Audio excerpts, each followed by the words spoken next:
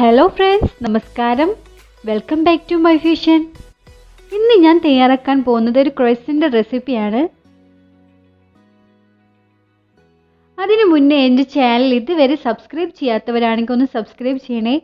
കൂടെയുള്ള ബെല്ലൈക്കൺ കൂടെ ഇനേബിൾ ചെയ്യാം. ഒരു 3 ഡിഫറെൻറ്റ് ഫ്ലേവേഴ്സ് വെച്ചിട്ടുള്ള ക്രോയിസിൻ്റെ ആണ് ഞാൻ ഇന്ന് തയ്യാറാക്കുന്നത്. ഭയങ്കര സോഫ്റ്റ് ആയിട്ടുള്ള ഒരു ക്രോയിസിൻ്റെ ആണ്.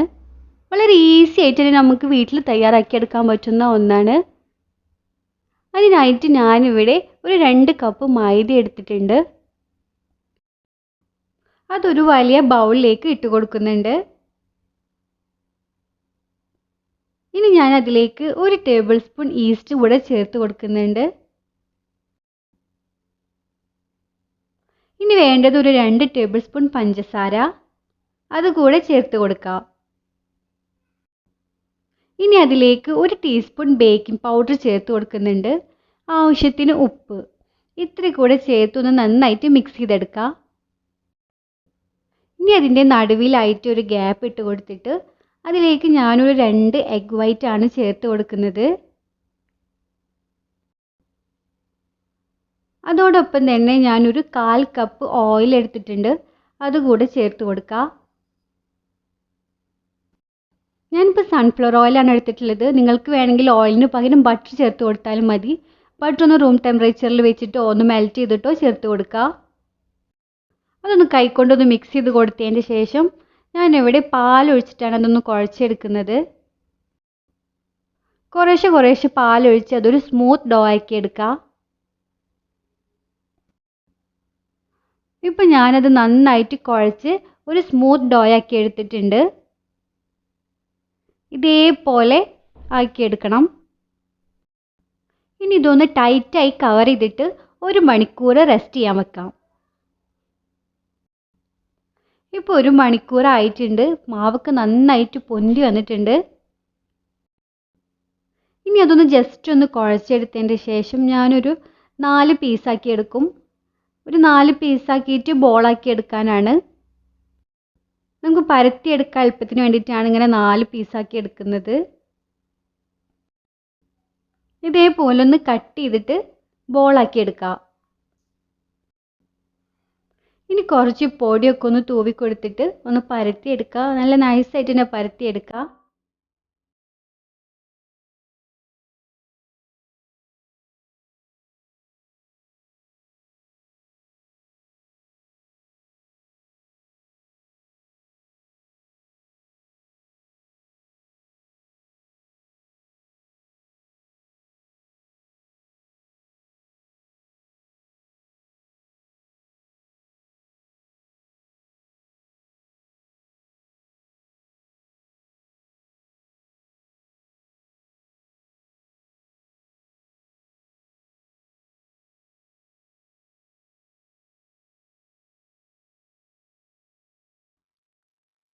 ഇനി പരത്തിയെടുത്തതിൻ്റെ ശേഷം ഞാനൊന്ന് കട്ട് ചെയ്ത് കൊടുക്കുന്നുണ്ട്.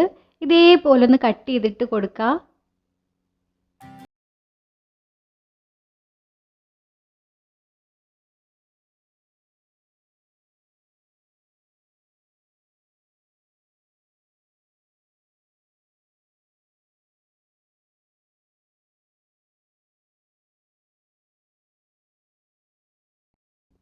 ഇനി കട്ട് ചെയ്ത് പീസിൻ്റെ എല്ലാത്തിൻ്റെയും നടുവിലായിട്ട് ഇതുപോലെ ഒരു ചെറിയ കട്ടിട്ട് കൊടുക്കുക. ഇനി കട്ട് ചെയ്ത ഓരോ പീസ് എടുത്തിട്ട് അതിലൊന്ന് ഫില്ലിങ് വെച്ച് കൊടുക്കുക. ഞാനിപ്പോൾ ഒന്നിൽ ചോക്ലേറ്റ് ആണ് വെച്ച് കൊടുത്തിട്ടുള്ളത്.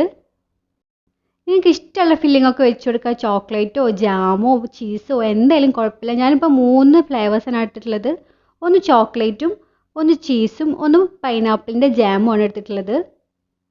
ഇനി ഇതൊന്ന് 2 എൻഡും ഇതുപോലെ ഒന്ന് ഒട്ടിച്ച് കൊടുത്ത് ഒന്ന് റോൾ ചെയ്തെടുക്കാം. ഇതിപ്പോൾ ചോക്ലേറ്റ് ഫില്ലിംഗ് ഉള്ള ക്രോയിസിൻ്റെ ആണ്. ഇനി അടുത്തതായിട്ട് ഞാൻ ചെയ്യുന്നത് പൈനാപ്പിൾ ജാമിൻ്റെ ഫില്ലിംഗ് ആണ്. അതിനായിട്ടൊരു ഷീറ്റ് എടുത്തിട്ട് അതിലേക്ക് കുറച്ച് പൈനാപ്പിൾ ജാം ഇട്ട് കൊടുക്കുന്നുണ്ട്.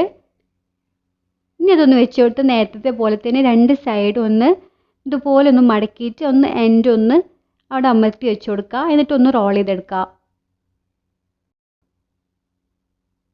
ഇതേപോലെ ആക്കിയെടുക്കുക.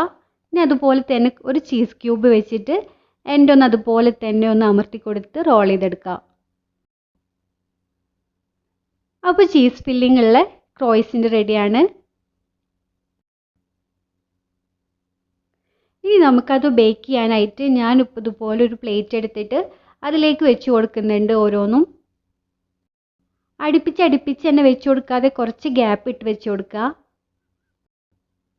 ഇനി അതിൻ്റെ മുകളിലേക്ക് ഞാൻ കുറച്ച് എഗ് വാഷ് ചെയ്ത് കൊടുക്കുന്നുണ്ട്.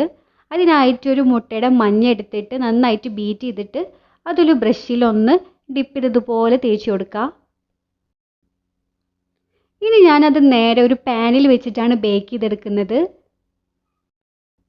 നിങ്ങൾക്ക് ഇതുപോലെ തന്നെ ഓവനിലും വെക്കാം. ഓവനിൽ വെക്കുന്ന ഒരു ട്രേയിൽ ഇതുപോലെ സെറ്റ് ചെയ്തതിന് ശേഷം ഒരു 180 ഡിഗ്രിയിൽ 20 to 25 മിനിറ്റ്സ് ബേക്ക് ചെയ്തെടുക്കാം. ഞാനിപ്പോൾ ഈ പാനിലും 20 to 25 മിനിറ്റ്സ് തന്നെയാണ് മീഡിയം ടു ലോ ഫ്ലെയിമിൽ വെച്ചിട്ട് ബേക്ക് ചെയ്തെടുക്കാൻ പോകുന്നത്. പാനിൽ ഞാനൊരു ബട്ടർ പേപ്പർ ഇട്ട് കൊടുത്തിട്ടുണ്ട് അടിയിൽ, പാന് ചീത്താവാതിരിക്കാൻ വേണ്ടിയിട്ടാണ്. എന്നിട്ടൊന്ന് കവർ ചെയ്തിട്ട് 20 to 25 മിനിറ്റ്സ് കഴിഞ്ഞിട്ടൊന്ന് തുറന്ന് നോക്കാം. ഇപ്പോൾ നന്നായിട്ട് ബേക്കായി വന്നിട്ടുണ്ട്. നല്ല സോഫ്റ്റ് ക്രോയിസൻ്റ് ആണ്. നിങ്ങൾ ഇതുവരെ ഇത് ട്രൈ ചെയ്തിട്ടില്ല എന്നുണ്ടെങ്കിൽ ഇതൊന്ന് ട്രൈ ചെയ്ത് നോക്കണേ. അപ്പോൾ ഇന്നത്തെ ക്രോയിസിൻ്റെ റെസിപ്പി നിങ്ങൾക്ക് എല്ലാവർക്കും ഇഷ്ടപ്പെട്ടെങ്കിൽ ഷെയർ ചെയ്യാനും ലൈക്ക് ചെയ്യാനും കമൻറ്റ് ചെയ്യാനും മറക്കരുത്.